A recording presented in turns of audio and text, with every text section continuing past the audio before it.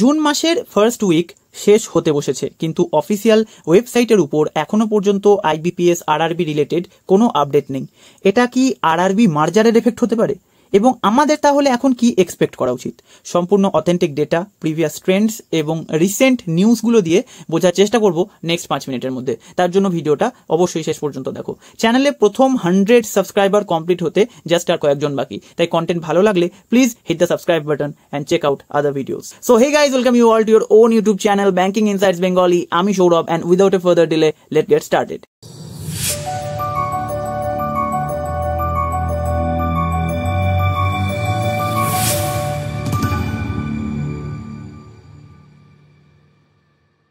দেখো, প্যানিক করাটা স্বাভাবিক, কারণ আরআরবি এক্সাম দিয়ে আমরা বছরের শুরুটা করে থাকি। কিন্তু বর্তমানে আরআরবি মার্জার রিলেটেড যে কনফার্মড নিউজ পাওয়া যাচ্ছে, সেটা থেকেই ক্যান্ডিডেটদের মনের মধ্যে পরীক্ষার ডিলে, অনেক ক্ষেত্রে পরীক্ষা ক্যান্সেল হয়ে যাওয়ার উদ্বেগ সৃষ্টি হয়েছে। এই টপিক নিয়ে বাজারে যেসব স্পেকুলেশন রটে বেড়াচ্ছে, সেগুলো থেকে দূরে শুধু যে ফ্যাকচুয়াল ডেটা আছে আমরা সেটার কথা বলবো। 2025 সালে আইবিপিএস এর যে ক্যালেন্ডার প্রকাশ করা হয়েছে, সেটা অনুযায়ী আমরা দেখতে পাই আরআরবি পিও প্রিলিমস হচ্ছে 27 জুলাই, 2 and 3 August. RRB clerk prelims হচ্ছে 30 আগস্ট, 6 and 7 সেপ্টেম্বর, এবং মেন্স হবে সেপ্টেম্বর এবং নভেম্বর মাসে। এবং তারপর রেজাল্ট বেরোবে হচ্ছে পরের বছর 2026 সালের 1 জানুয়ারি, যেটা প্রতি বছরই আরআরবি করে থাকে, বছরের 1 তারিখে রেজাল্ট দেয়। তাহলে বোঝাই যাচ্ছে এখনো কিন্তু আরআরবির হাতে সময় আছে, এমন না যে কালকেই মার্জার হয়ে যাবে এবং ওকে ভ্যাকেন্সি দিতে হবে, ঠিক আছে। এবং ক্যালেন্ডার অনুযায়ী যেটা আমরা বুঝতে পারছি যে পুরো ব্যাপারটা ক্লিয়ারলি প্ল্যানও করা আছে, তাই ডিলে হবার কোনো সাইন এখনো পর্যন্ত এই ক্যালেন্ডার থেকে আমরা বুঝতে পারছি না। যতক্ষণ না আইবিপিএস নিজের দিক থেকে কোনো ক্ল্যারিফিকেশন দিচ্ছে, কোনো স্পেকুলেশনে তোমরা এখন বিশ্বাস করবে না। নেক্সট আমরা দেখব ব্যাংক মার্জার রিলেটেড কি নিউজ আমাদের কাছে অ্যাভেলেবেল আছে। এবছর ব্যাংক মার্জার রিলেটেড যে নিউজটা আসছে, সেটা কিন্তু প্রপোজ করেছে নাবার্ড, এবং এটার পিছনে কারণ একটাই, যাতে আরআরবিগুলোর এফিসিয়েন্সি আরও বাড়ানো যায়। এই সিদ্ধান্ত ব্যাংকের কি পলিসি হবে এখনো পর্যন্ত সেই ডিসকাশন স্টেপেই আছে, এবং কোনো স্ট্রাকচার কিন্তু এখনো কনফার্মড হয়নি, এবং কবে থেকে এটা ইমপ্লিমেন্ট করা হবে সেই রিলেটেড কোনো ডেটও এখনো পর্যন্ত আমরা জানি না, কারণ অফিসিয়াল কোনো ডেটা অ্যাভেলেবেল নেই। গ্রাউন্ড লেভেলে এসব কাজ কমপ্লিট করতে কিন্তু একটু সময় লাগে। তোমাদের কারো যদি ইউনাইটেড ব্যাংকের অ্যাকাউন্ট থেকে থাকে, তাহলে তোমরা জানবে যে ইউনাইটেড ব্যাংক যখন পাঞ্জাব ন্যাশনাল ব্যাংকের মধ্যে মার্জ করা হয়েছিল, তখন কি ধরনের পরিস্থিতি সৃষ্টি হয়েছিল। প্রচুর ঝামেলা তৈরি হয়, ইন্টারনাল অনেক প্রবলেম তৈরি হয়, সেগুলোকে ব্যাংকে সলভ করতে হয়। এটা যাদের ইউনাইটেড ব্যাংকে অ্যাকাউন্ট ছিল তারা ব্যাপারটাকে কিন্তু ফিল করে থাকবে। তাই এসবের জন্য রিক্রুটমেন্ট বন্ধ হয় না, বরঞ্চ ব্যাংকের বেশি স্টাফ লাগে। তাই রিক্রুটমেন্ট বন্ধ হয়ে যাবে বা ডিলে হবে, এই ধরনের কিন্তু এখন কোনো ভাবনা চিন্তার কারণ নেই। আর সব থেকে বড় কথা হচ্ছে, আমরা এখনো আইবিপিএস বা নাবার্ড বা গভর্নমেন্ট কারোর কাছ থেকেই কোনো রিক্রুটমেন্ট ডিলে হবার কোনো খবর পাইনি, এবং 2025-এর ক্যালেন্ডারে রিক্রুটমেন্ট খুব স্পষ্টভাবে মেনশন করা আছে। তাই রিক্রুটমেন্ট হবে না, পিছিয়ে যাবে, এসব আমরা এখন ভেবে নেব না। এবার আসি সব থেকে ইম্পর্টেন্ট স্লাইডে। যখনই কোনো ফ্যাক্ট বেসড ডিসিশন লাইফে নেবে, একটা কোট তোমরা মনে রেখে তারপর নেবে, that is history repeats itself. তাই চেষ্টা করবে টপিক রিলেটেড কোনো হিস্টোরিক্যাল ডেটা প্রেজেন্ট আছে কিনা সেটা খোঁজার এবং সেটা অ্যানালাইজ করার।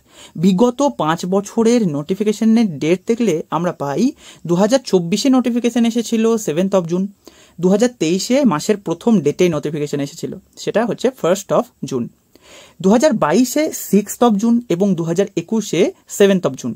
অর্থাৎ বিগত 4 বছরে জুনের প্রথম উইকেই নোটিফিকেশন প্রকাশ হয়ে গেছিল। এবার 2020 সালের ডেটার ওপর গুরুত্ব দাও। 30 জুন এই ডেটে আইবিপিএস আরআরবি নোটিফিকেশন প্রকাশ করেছিল, মাসের শেষ দিনে। একটা জিনিস লক্ষ্য করো, তখন দেশ জুড়ে কোভিড চলছিল, তা সত্ত্বেও কিন্তু আইবিপিএস নোটিফিকেশন জুন মাসের মধ্যে রিলিজ করেছে। হ্যাঁ, কিছুদিন লেটে করেছে, কিন্তু জুন মাসেই করেছে। তাহলে এটা বোঝা যাচ্ছে নোটিফিকেশনের ক্ষেত্রে কিন্তু আইবিপিএস একটা এক্সিলেন্ট ট্র্যাক রেকর্ড মেনটেন করে, এবং এই বছরও তার কোনো বিকল্প ঘটবে বলে মনে হয় না। খুব সম্ভবত সেকেন্ড উইকের মধ্যেই নোটিফিকেশন রিলেটেড কিছু ক্ল্যারিফিকেশন বা নোটিফিকেশন ইটসেলফ আইবিপিএস নিজের অফিসিয়াল ওয়েবসাইটের মধ্যে প্রকাশ করে দেবে। এবং যদি ধরে নিই আরআরবি মার্জারের কোনো প্রভাব পড়েও, দেখো নোটিফিকেশন মানেই এই না যে ভ্যাকেন্সির সংখ্যাও কিন্তু রিলিজ করতে হবে। আইবিপিএস এটা প্রতিবারই করে, যেখানে ভ্যাকেন্সি নিয়ে কনফিউশন বা প্রপার ডেটা অ্যাভেলেবেল থাকে না, সেগুলো নোটিফিকেশনের মধ্যে নট রিপোর্টেড বলে মেনশন করে দেয়। পরে কনফিউশন ক্লিয়ার হলে সেই ভ্যাকেন্সি রিপোর্ট করা হয় এবং জয়নিং এন্ড পর্যন্ত এই পুরো প্রসেসটা কমপ্লিট হয়ে থাকে। এক্ষেত্রেও সেটারই হবার সম্ভাবনা সব থেকে বেশি। তাই বটম লাইন হচ্ছে, নোটিফিকেশন জুনের মধ্যেই পেয়ে যাবে, রিক্রুটমেন্ট ক্যালেন্ডার অনুযায়ী হবে, শুধু ভ্যাকেন্সিগুলো নোটিফিকেশনের সময় রিপোর্ট নাও হতে পারে।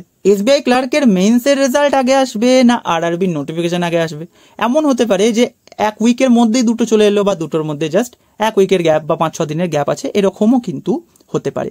কিন্তু দুটোই যে তুমি জুন মাসের মধ্যে পাবে সেটা নিয়ে কোনো কনফিউশন মনের মধ্যে রেখো না। আর যদি নোটিফিকেশন রিলেটেড কোনো ক্ল্যারিফিকেশন আইবিপিএস এর দেওয়ার থাকে, তাহলে সেটা কিন্তু 2-4 দিনের মধ্যেই তোমরা দেখতে পেয়ে যাবে। So what I can only suggest, don't panic and be ready for upcoming exams. নিজের প্রিপারেশন ফুল থ্রটলে করতে থাকো। Notification is on track and very near. কোনো নিউজের জন্য শুধু অফিসিয়াল ওয়েবসাইটের ওপরেই ভরসা করবে। তোমাদের 1 মিনিট এক্সট্রা সময় নিয়ে আমি একটা আপডেট দিতে চাই। সেটা হচ্ছে, এই চ্যানেলের মধ্যে আমি ইন ফিউচার কি কি টপিক কভার করার প্ল্যান করছি।